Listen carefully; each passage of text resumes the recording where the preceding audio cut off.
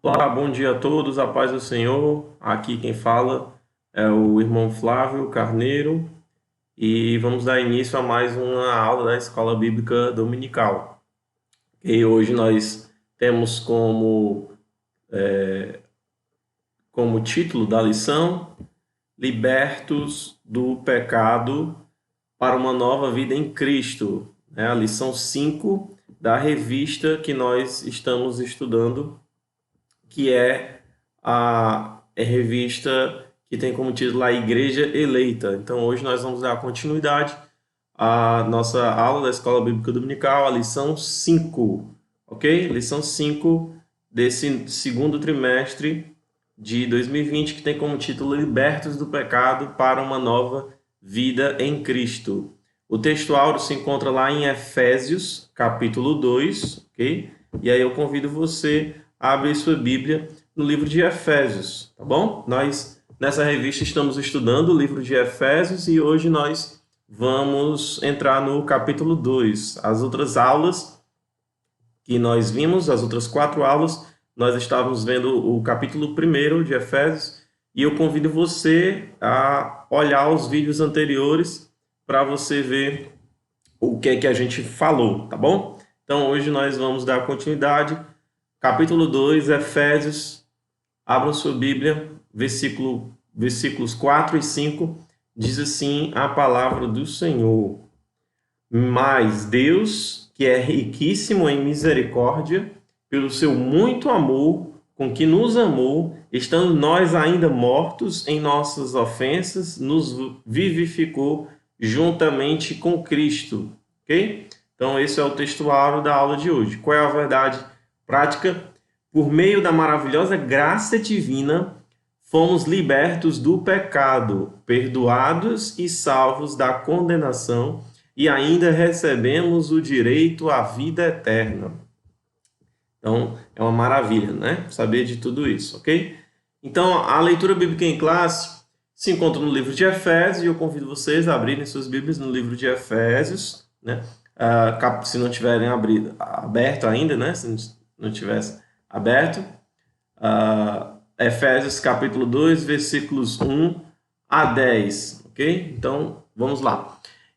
Efésios capítulo 2, versículos 1 até o 10, ok? E vos vivificou, estando vós mortos em ofensas e pecados, em que noutro tempo andastes, segundo o curso deste mundo, segundo o príncipe das potestades do ar, do espírito que agora opera nos filhos da desobediência, entre os quais todos nós também antes andávamos nos desejos da nossa carne, fazendo a vontade da carne e dos pensamentos.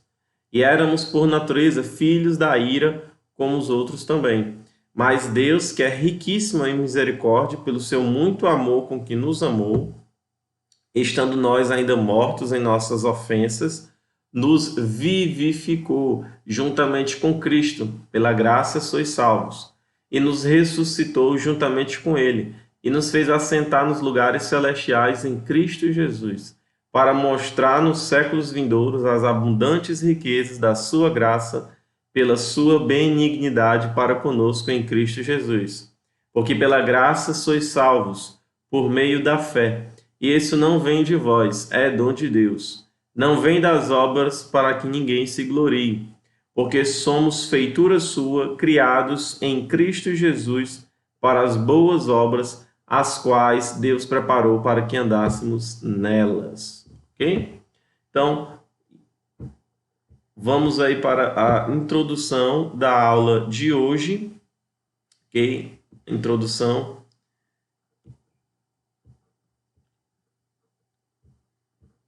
Só ajeitar aqui, não está aparecendo aí na tela, né, de vocês. Os tópicos. Deixa eu ver aqui.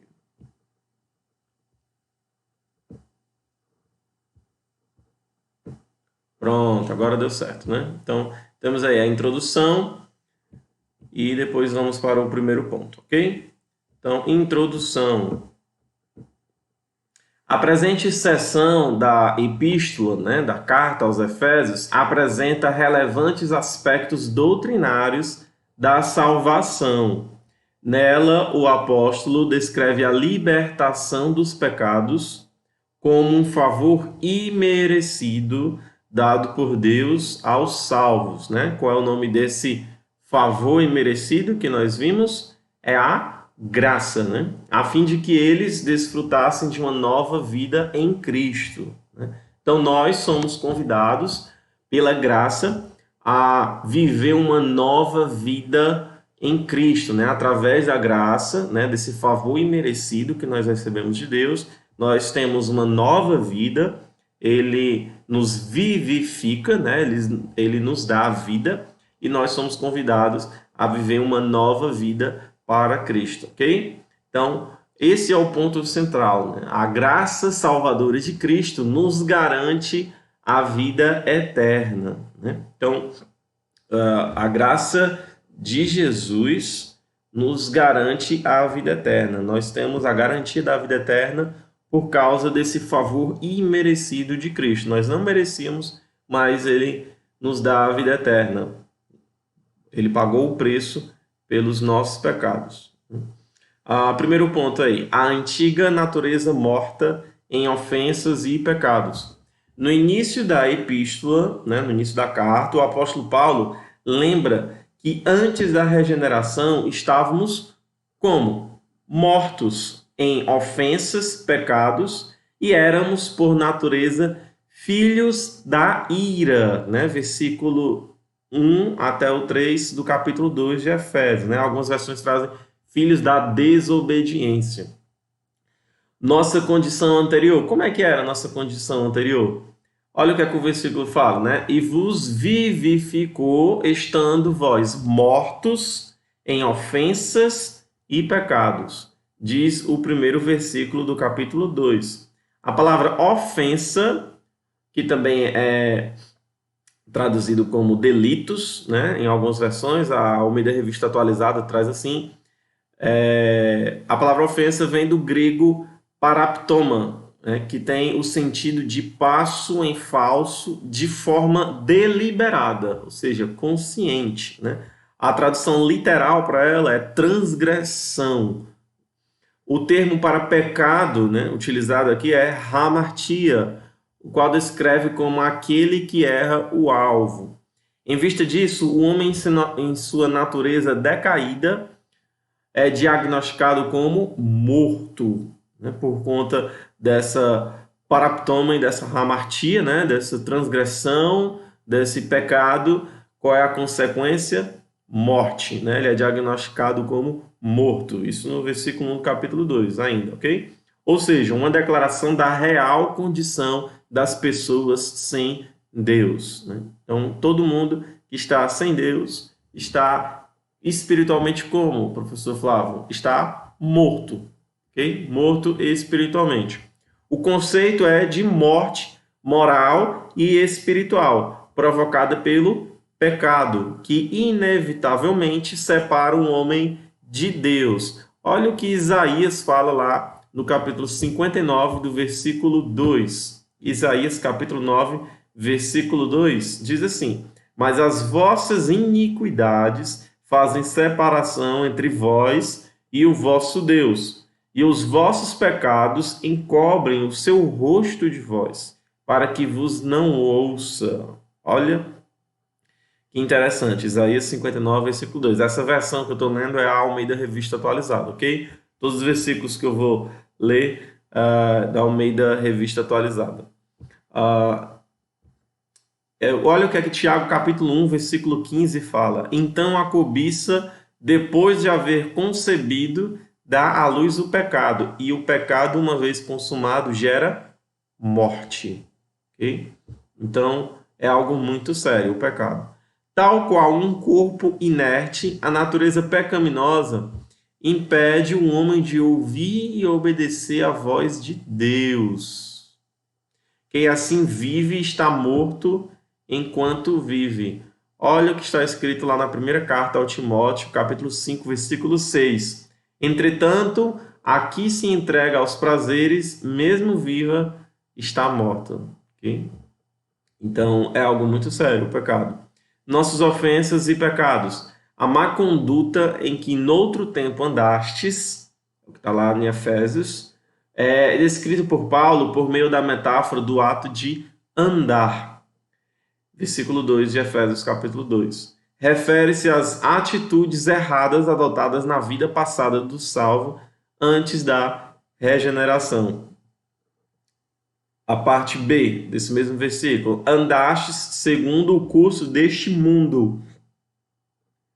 Os costumes eram praticados conforme o sistema mundano na época, tais como a imoralidade, o furto e a mentira. É o que a gente encontra lá mais na frente no capítulo 4 da mesma carta de Efésios, capítulo 4, dos versículos 22 a 32. Né? O apóstolo Paulo vai falar a respeito dos costumes praticados, né, por nós no passado, enquanto estávamos mortos. Okay? Uma constatação de que o salvo não deve tomar a forma do mundo, relativizar o pecado, que é algo muito sério. Não, isso aqui não é pecado, não. Isso é pecado para você, para mim não é. Então a gente tem que tomar muito cuidado com isso, né? Porque tem coisa que de fato não é pecado e tem gente que diz que é pecado, mas também tem muita coisa que muita gente diz que não é pecado e é pecado. Então, professor, como é que eu vou saber? Olha para a Bíblia, né? Então consulta a Bíblia, vê o que é que a Bíblia fala, e aí você vai ver se aquilo agrada ou não a Deus, né? Se está de acordo ou não com os princípios de Deus, e aí você vai saber se é pecado ou não, ok? Então, lembra, o pecado é tudo aquilo que desagrada a Deus, tudo aquilo que vai contra a vontade de Deus, né? Ou contra os seus princípios. Então, tem como a gente saber o que é pecado e o que não é. O problema é que tem muita gente que relativiza. Não, isso aqui é algo relacionado a isso aqui está determinado a só certas pessoas, isso aqui é coisa do passado, não, isso aqui é coisa do Antigo Testamento, não, isso aqui é só para isso, só para aquilo, então a gente tem que tomar muito cuidado, ok? Então, nós não devemos nos ajustar à maneira de viver do nosso tempo, né? Olha o que é que Romanos capítulo 12, versículo 2 fala. E não vos conformeis com este século, mas transformai-vos pela renovação da vossa mente, para que experimenteis qual seja a boa, agradável e perfeita vontade de Deus. Então, nós não podemos nos conformar com os padrões desse mundo, né? Até porque o padrão do mundo é contrário à palavra de Deus. Então, a gente tem que tomar muito cuidado, ok? Continuando. Andastes segundo o príncipe da potestade do ar, né? A parte C do versículo 2 ainda, de Efésios 2. Uma alusão a Satanás, que exerce autoridade sobre os poderes do mal.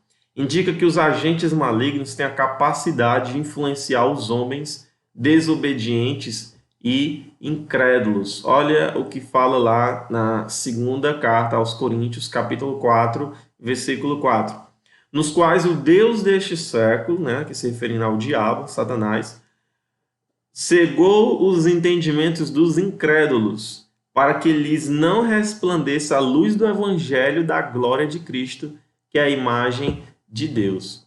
Mais adiante, na carta aos Efésios, Paulo alerta que a nossa luta é contra tais seres do mal, lá em Efésios capítulo 6, onde tem a famosa passagem da armadura, né, de que nós devemos vestir, né, o capacete da salvação, o escudo da fé, a espada, que é a palavra de Deus, né? Para que essa armadura? Porque ele fala que a nossa verdadeira luta não é contra sangue e carne, e sim contra os principados e potestades, né? Então, nossa verdadeira luta é uma luta espiritual, ok? Contudo, não é necessário temer, pois Deus exaltou Cristo acima de todos eles. Ok? Meu irmão, ok, minha irmã? Então, você não precisa ter medo desses poderes, celestiais, né? Desses poderes, desses principados, potestades, né? De Satanás, de seus demônios. Você não precisa ter medo. Por quê? Porque Cristo tem um nome que está acima de todo nome, né? A ele foi dada toda a autoridade, né? Resumindo, nós estamos no lado vencedor da história, então não precisa ter medo, né? Em Cristo somos mais que vencedores. Em Cristo nós podemos fazer grandes coisas no nome de Cristo, ok? Então nós podemos expulsar demônios no nome de Cristo, não no nosso poder, não na nossa capacidade, mas no nome de Cristo, ok? Deus não se mostra apenas misericordioso, mas abundante em misericórdia. Olha o que é que fala no versículo 3 de Efésios 2. Andávamos fazendo a vontade da carne e dos pensamentos. Isso se refere à inclinação para fazer o mal, algo inerente à natureza humana. Então, o ser humano ele tem a natureza pecaminosa dentro dela, e essa natureza pecaminosa ela inclina o homem a fazer o mal. Estão incluídos aqui os pensamentos pervertidos e a prática de todos os desejos desordenados da carne. Como resultado, éramos o quê?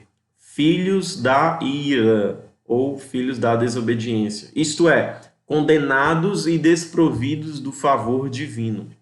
Paulo sublinha que essa era a nossa condição.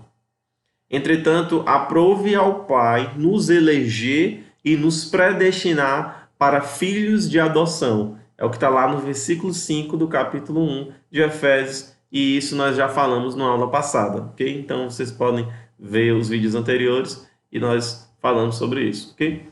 Segundo ponto, vivificados pela graça, ok? Vivificados pela graça. Por ato de bondade e misericórdia, estando nós ainda mortos em pecados, Deus imensamente nos amou e por isso nos vivificou por meio de sua graça. Fomos alcançados pela misericórdia e pelo amor divino. Após constatar a situação da humanidade sob a ira de Deus, versículo 3 de Efésios 2, Paulo passa a descrever os atos divinos de amor e de misericórdia que alteraram o quadro caótico da raça humana, começando com uma conjunção adversativa, mas o apóstolo declara exultante, mas Deus, que é riquíssimo em misericórdia, pelo seu muito amor com que nos amou, versículo 4, Efésios 2. Olha, versículo 3 ele fala da situação da humanidade, que estava sob a ira de Deus. Mas no versículo 4, versículo seguinte, mas Deus, que é riquíssimo em misericórdia, pelo seu muito amor com que nos amou. O ato de misericórdia implica compaixão e simpatia para com os indignos. A carta aos Efésios ensina que, ao prover à humanidade o meio de escape da merecida ira, né? Então, a ira era merecida. Por quê? Porque todos estávamos mortos nos nossos delitos, nas nossas ofensas, transgressões e pecados, e éramos inimigos de Deus, né? O pecado separa o homem de Deus, que foi o que nós vimos já aqui hoje, né? Isaías 59, 2. Então, o pecado é algo muito sério, né? O pecado, ele quebra o vínculo, a comunhão, o relacionamento com Deus, e ele gera morte, é o que o apóstolo Paulo fala lá em Romanos. O salário do pecado é a morte. Então, todos nós estávamos mortos. E o que é que a gente merecia? A ira de Deus, né? Então, isso é o que todos nós merecíamos. Mas entra aí o favor imerecido de Deus, que é a graça. Nós não merecíamos a salvação, porque o que nós merecíamos era a ira de Deus, porque todos somos pecadores. Mas aí, através da graça de Deus, esse favor imerecido, nós temos a salvação eterna, ok? E nós, não só isso, né? Nós nos tornamos filhos de Deus, somos adotados por Deus. Então isso é maravilhoso, saber de tudo isso. É o que a Bíblia nos revela. Deus não se mostra apenas misericordioso, mas abundante em misericórdia. E essa riquíssima misericórdia procede do seu muito amor com que nos amou. A Bíblia enfatiza que foi a magnitude desse amor que motivou a nossa salvação. E aí a gente encontra isso lá em João 3,16. Porque Deus amou o mundo de tal maneira que deu seu Filho unigênito, para que todo aquele que nele crê não pereça, mas tenha a vida eterna. Vivificados por sua graça. Descrevendo as dádivas divinamente concedidas aos salvos, o apóstolo enfatiza que o amor de Deus nos alcançou, estando nós ainda mortos em nossas ofensas. Versículo 5 de Efésios 2. A parte A. Isso significa que não éramos merecedores desse amor, mas que mesmo assim Deus nos vivificou juntamente com Cristo. É a parte B do versículo 5. Essa frase quer dizer que nascemos de novo. É o que a gente encontra lá em João capítulo 3, no discurso, na conversa de Jesus com Nicodemos, quando ele fala que é importante, né? que é necessário, que importa nascer de novo, nascer espiritualmente. Não estamos mais mortos, pois Cristo nos deu vida outra vez. Fomos vivificados sem mérito algum. Tudo foi efetivado por meio da sua graça, o favor imerecido. Versículos 8 e 9 de Efésios 2. Exaltados por sua graça. O apóstolo dos gentios, que é o apóstolo Paulo, ainda destaca que o poder de Deus, olha o que fala o versículo 6, nos ressuscitou juntamente com ele e nos fez assentar nos lugares celestiais em Cristo. Observe que a palavra juntamente indica que Deus concede ao homem os mesmos benefícios alcançados por Cristo: a ressurreição, a vida eterna e o galardão nos céus. Olha que maravilhoso. Isso é maravilhoso, não é?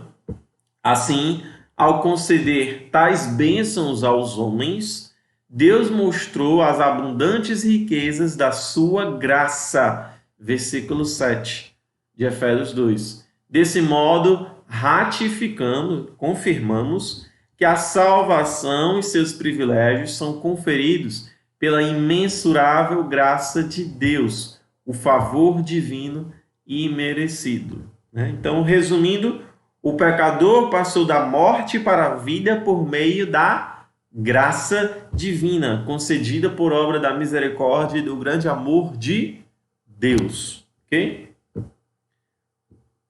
E aí vamos para o nosso último ponto.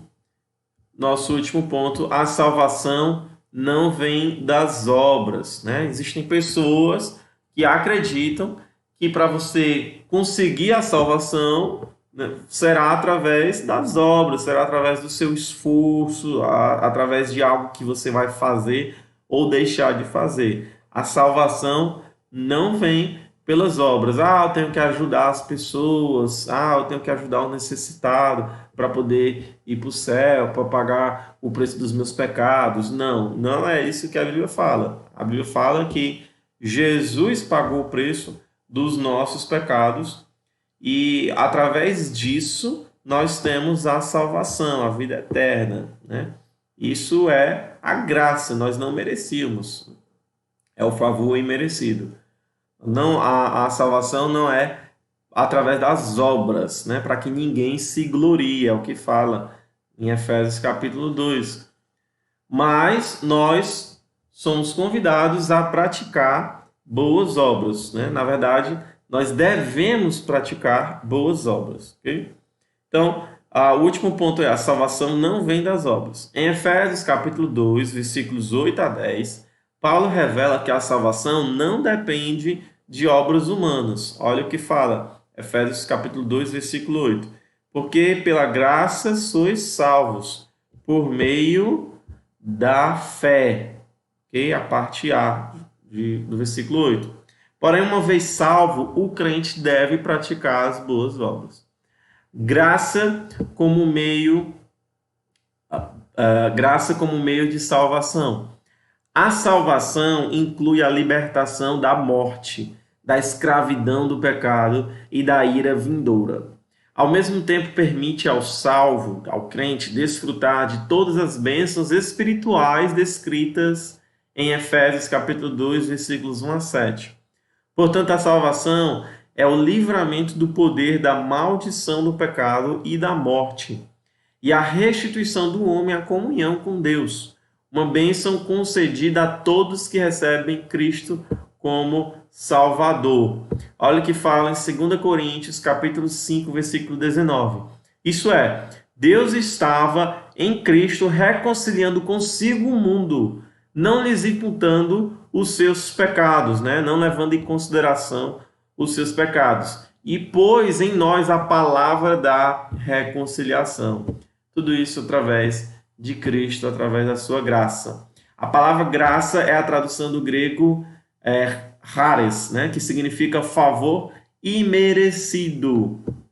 É o que a gente encontra em Romanos capítulo 3, versículo 24. Sendo justificados gratuitamente pela sua graça, pela sua charis, pela redenção que há em Cristo Jesus.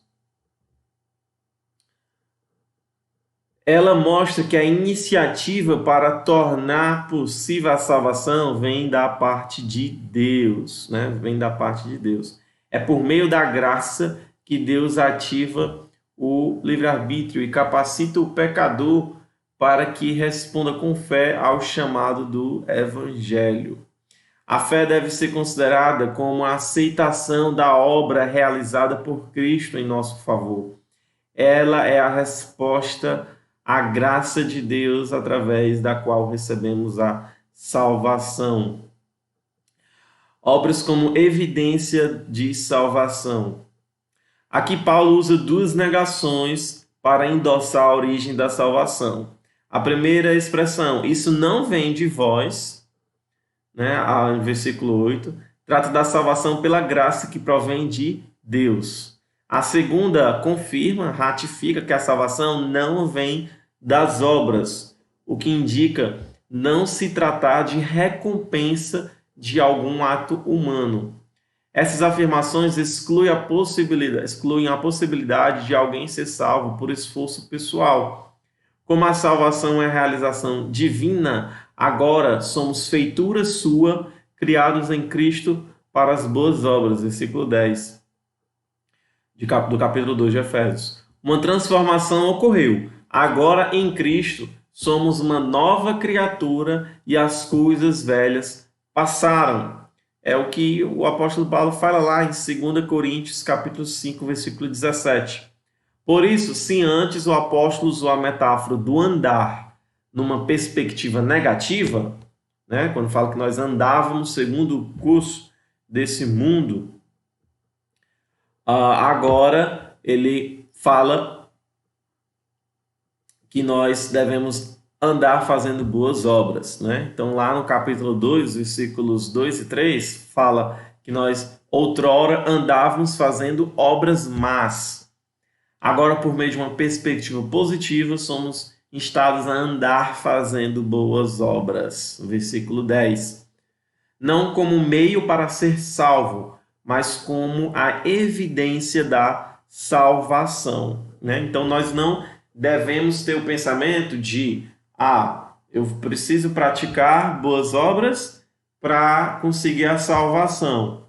Não, a salvação é pela graça, não é através das obras. E nem também podemos ter o pensamento, já estou salvo, né? A salvação é pela graça, então não preciso praticar boas obras. Também não, também é um pensamento errado. Qual é o pensamento correto? Nós somos salvos através da graça e por causa disso, nós não merecíamos, né? Com esse entendimento da graça, nós praticamos boas obras. Nós praticamos boas obras como consequência de sermos salvos. E não o contrário, praticar boas obras para sermos salvos. Deu para entender? Então, uma vez que nós somos salvos, nós devemos praticar as boas obras. Isso é uma evidência de que nós, de fato, fomos salvos, de que nós, de fato, nos tornamos novas criaturas, né? De que nós nascemos de novo. Ora, se eu sei que não mereço, que Deus fez tudo isso por mim, eu fico constrangido, né, a não exercer graça também com os outros, né? Isso, a graça ela deve ser algo prático, né? Então, se eu entendo que eu não mereci o amor de Deus, o que eu mereci era a ira de Deus, mas mesmo assim Deus me amou, mesmo sem eu merecer, eu devo fazer essa mesma coisa para com os outros. Eu também devo exercer graça para com os outros. Ah, mas aquela pessoa ali, ela está errada, ela só me fez mal, ela só fez mal a outras pessoas, mas mesmo assim nós devemos exercer graça para aquela pessoa, porque foi o que Deus fez conosco. Nós não merecíamos, nós só fizemos coisas contrárias à palavra de Deus no passado, nós só fizemos coisas contrárias aos princípios de Deus, andávamos segundo o curso deste mundo, éramos inimigos de Deus, e mesmo assim Ele nos amou, deu a vida do seu Filho para morrer em nosso lugar, pagou o preço dos nossos pecados, o justo pagou pelo injusto, o inocente morreu pelo pecador. Então, isso é a graça, e nós devemos fazer a mesma coisa com as outras pessoas, ok? Então, nós devemos sim praticar as boas obras, não para tentar conseguir alguma coisa, eu quero um bônus aí, eu quero receber algo de Deus, então eu vou fazer aqui o bem para os outros. Não. Uma vez que nós entendemos que tudo aquilo que Deus fez por nós, nós também devemos proceder da mesma forma e exercer graça para com os outros e praticar as boas obras. Isso é uma evidência de que nós nascemos de novo, porque aí estão os frutos, né? Nós vamos dar bons frutos, né? Então, quando nós praticamos boas obras, quando nós ajudamos os outros, ajudamos aquelas pessoas, mesmo aquelas que não, aos nossos olhos, né, não merecem, mesmo assim, nós devemos fazer. Amém? Então, resumindo, a salvação é graça divina por meio da fé. As obras não são o meio, mas o resultado de nossa salvação. Qual é a conclusão? Antes da regeneração, éramos filhos da ira e condenados à perdição eterna. Por ato do amor divino, por meio de sua maravilhosa graça, nos tornamos filhos por adoção. Essa gloriosa salvação nos foi concedida independente de nossas obras. A partir da salvação, passamos a praticar boas obras que glorificam a Deus nosso Pai. Mateus capítulo 5, versículo 16 diz assim: assim resplandeça a vossa luz diante dos homens, para que vejam as vossas boas obras e glorifiquem a vosso Pai que está nos céus. Ok? Então espero que tenha ficado bem claro para vocês com relação às boas obras. Então vamos aí relembrar o título da lição de hoje, lição 5, que tem como título Libertos do pecado para uma nova vida em Cristo. E qual é o texto áureo? Mas Deus, que é riquíssimo em misericórdia, pelo seu muito amor com que nos amou, estando nós ainda mortos em nossas ofensas, nos vivificou juntamente com Cristo. E qual é a verdade prática? Por meio da maravilhosa graça divina, fomos libertos do pecado, perdoados e salvos da condenação, e ainda recebemos o direito à vida eterna. Glória a Deus. Amém? Então, vamos orar para a gente encerrar a aula. Ok? Então vamos orar. Senhor Deus, nosso querido amado Pai, nós queremos te louvar e te agradecer pelo Deus maravilhoso que o Senhor é. Muito obrigado pelo teu amor, por tua maravilhosa graça. Muito obrigado, Senhor, por todas as bênçãos que a tua palavra nos revela, tudo aquilo que o Senhor nos concede, mesmo nós não merecendo, mas mesmo assim o Senhor nos ama e nós somos muito gratos, Senhor. Nós te agradecemos por tudo isso. Muito obrigado, porque a tua graça nos constrange e nós te agradecemos por essa graça e nos ajuda, Senhor, a também exercer graça com os outros, Senhor. Nos ajuda a praticar boas obras para que as pessoas vejam essas boas obras e te glorifiquem, Senhor. Em nome de Jesus, nos ajuda, continua conosco. Obrigado também, Senhor, pelo pastor Antônio Santos, que hoje está aniversariando, Senhor. Que o Senhor dê muita sabedoria a ele, muitos anos de vida, saúde, e que o Senhor continue com ele, dando o teu direcionamento para como ele deve proceder com o teu rebanho, Senhor. Vem com o teu Espírito Santo, cada dia ungindo mais e mais, dando a ele todo o poder e autoridade, Senhor, para exercer o chamado que o Senhor fez para ele, Senhor. Em nome de Jesus, nós te agradecemos e louvamos pela vida do pastor Antônio Santos. Abençoa a sua família, abençoa o seu ministério, em nome de Jesus. Amém. Amém? Então, hoje, né, como falei na oração de aniversário do nosso pastor Antônio Santos, né, e nós tivemos um momento com ele mais cedo, então foi muito bom. Quem esteve lá foi muito bom, lógico, seguindo todas as orientações de distanciamento, de isolamento, mas foi muito bom, de máscaras, né? As irmãs estavam com máscaras. E eu queria também agradecer aqui também, nós ficamos lá de fora, tá, irmãos? Então quem está vendo isso, nós não entramos na casa, né? Nós estávamos separados, né? Com distância, os irmãos com máscara, mas foi um momento muito bom.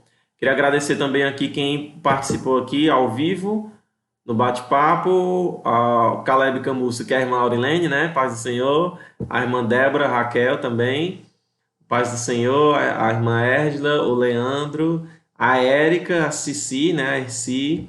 Amém. Glória a Deus. Então, que Deus abençoe. Não esquecem de curtir o vídeo, de compartilhar, né? É interessante que vocês compartilhem para os irmãos, tá bom?